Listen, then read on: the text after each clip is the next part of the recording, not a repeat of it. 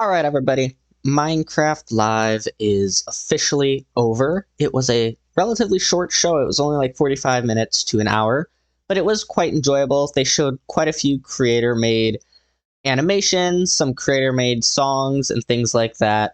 But before we go ahead and get into the real game-changing features, let's go ahead and talk about one of the new DLC type things they're doing in the marketplace. If you're a Star Wars fan like me, you are personally going to love this. I absolutely love Star Wars, so I'm so excited for this. But you pretty much get to train as a Jedi Padawan, become a Jedi Knight. It looks like they have the whole Padawan kind of experience from the Clone Wars episodes, if you've ever watched those. They also appear to have all the ships. You get to fight people like Grievous, and you even get to learn how to use the Force and actually like throw droids and stuff around.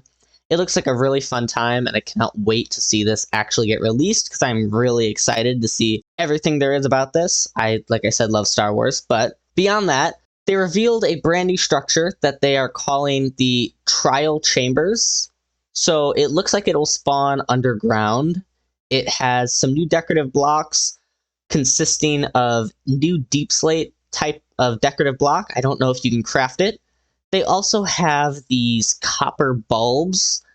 They wanted to add a more tinkered feeling. That's what they said, not me. I'm not entirely sure how you get a tinkered feeling, but I think they look really nice and they have some cool functionality. We'll get into that in a second. They also created these copper grates. These grates you can see on the floor behind here. It's just kind of like, you know, if you think of like a warehouse, you know, like the floors with like the holes in it, that's pretty much what it is. I think it's cool.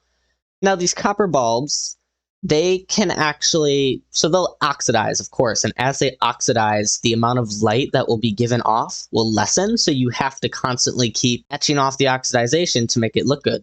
So I think that's a really fun and interesting little way of looking at it. So if you're trying to tell a story of an aging door, an aging room, you know, like aging bulb, you can have the light source dim down. And I think that's a really fun and interesting way of looking at it.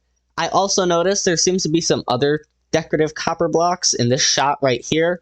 Not only do I see what appears to be a copper door, but I see these copper blocks that have like an X etched into it, so I'm really curious what those are. Inside of these trial chambers, there are brand new things called trial spawners.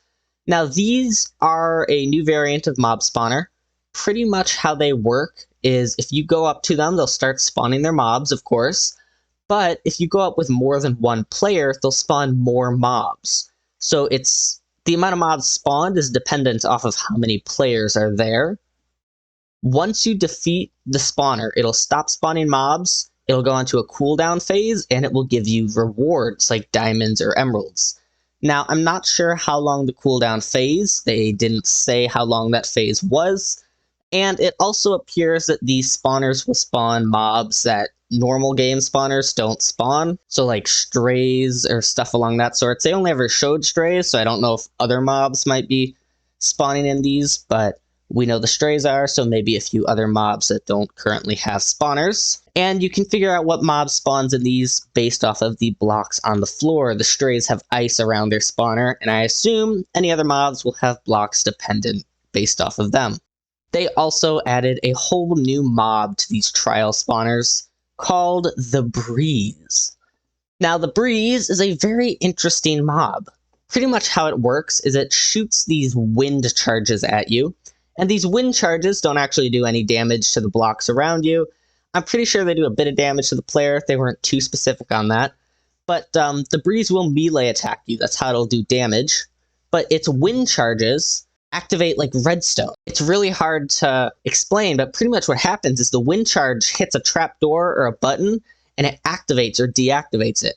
If it hits a dispenser, it shoots whatever's in the dispenser. It'll turn on redstone lights. It'll flick levers. It's like a redstone activated charge. This mob doesn't fly or anything, but it jumps, so it leaps like 6 blocks into the air and just like hovers on over. So it's really cool, and I think it has a lot of fun little functionalities to it that I'm so excited about. Now, similar to last year, Mojang is doing the small compartmentalization of releasing features, so they only told us of the trial chambers and then this one other really cool feature. So let's get into the crafter. Now it's pretty much just automatic crafting. So how it works is you can open it up, you can put in your items, and then you can use redstone to activate it, and it will like open this door and spit out the items that it's supposed to be automatically crafting. It's so cool. Check this out.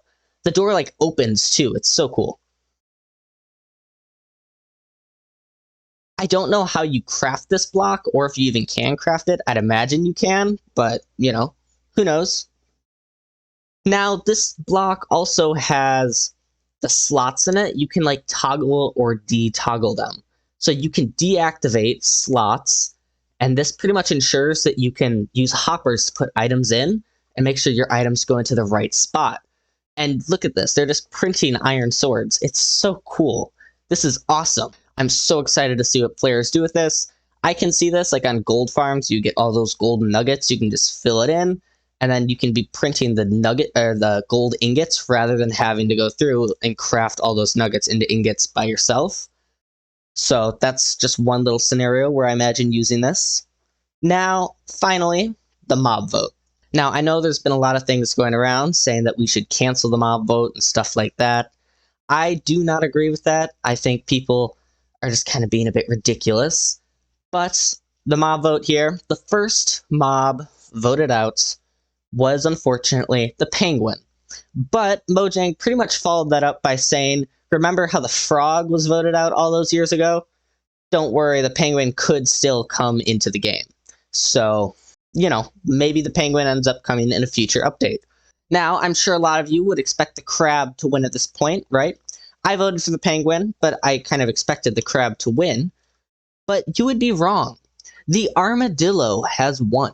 So to all of those little kids who voted to give their dog armor, you have succeeded. Anyways, that is pretty much it for Minecraft Live. Mojang did go ahead and say that there will be more features released as time goes on. They're not releasing all the features right now at once, just like they did last year. This way, if they promise too many features, they don't have to like take them back and make people upset like they did with that caves and cliffs stuff. So as these times go by, we will be seeing more features. Also, these features that were announced, we should be expecting to see betas, previews, and snapshots within the next like 2 to 4 weeks. So really exciting. Cannot wait to play with that crafter and check out that breeze. But if you do want to see all those features when they do get put into those betas and previews, go ahead and smash that subscribe button because I'm going to be making videos on them as soon as they get released. Anyways, I hope you have enjoyed the whole Minecraft live stream, if you did watch it, that is. And I'll see you guys next time. Peace.